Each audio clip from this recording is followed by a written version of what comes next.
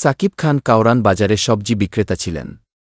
সে বেশ গরিব ছিল এবং মাস্টার পাশ করেও চাকরি না পেয়ে আলু বিক্রি করত। একদিন আলু বিক্রি করার সময় তার কাছে একটা ফোন এলো। অনেক মিষ্টি কণ্ঠ এর উপাস থেকে বলল, নলো, এটা কি তুফানের নম্বর?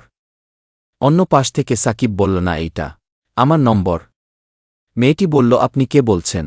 সাকিব মিথ্যা বললেন যে সে কর্নেল সাকিব। এরপর রাতে সাকিব ওই মেয়ের হোয়াটসঅ্যাপ প্রোফাইল চেক করে দেখল মেয়েটা সুন্দরী অনেক। তাই সে মেয়েটাকে নক দিল। মেয়েটি বলল, কে আপনি? তখন সাকিব বলল, আমি কর্নেল বলছিলাম।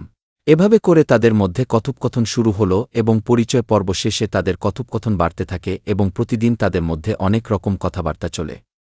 দুইজন এরই ভালো লাগে তাদের কথা বলতে। মেয়েটির নাম ছিল পরিমনি এবং তার বাবা ছিলেন টেক্সটাইলের মালিক। পরিমনি ভাবল যে ছেলে আর্মি এর কর্মকর্তা, তাই সটনোটাস আছে বলে এগোনো উচিত। তাই পরিমনি বলল, ঠিক আছে, আমরা গ্লোরিয়া জিন্স নফেতে দেখা করি।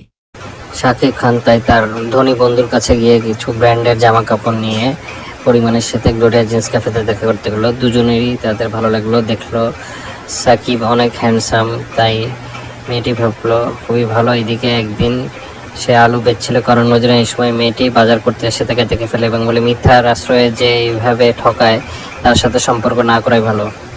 তাই সে অনেক রাগ করে এবং বলে, তুমি এখানে আলু বেচো, আমি জানতাম না। তখন সে বলে, হ্যাঁ আমি দুঃখিত, আমি আসলে আলুই বেচি, আমি কর্নেল না। তখন সে চলে যায়।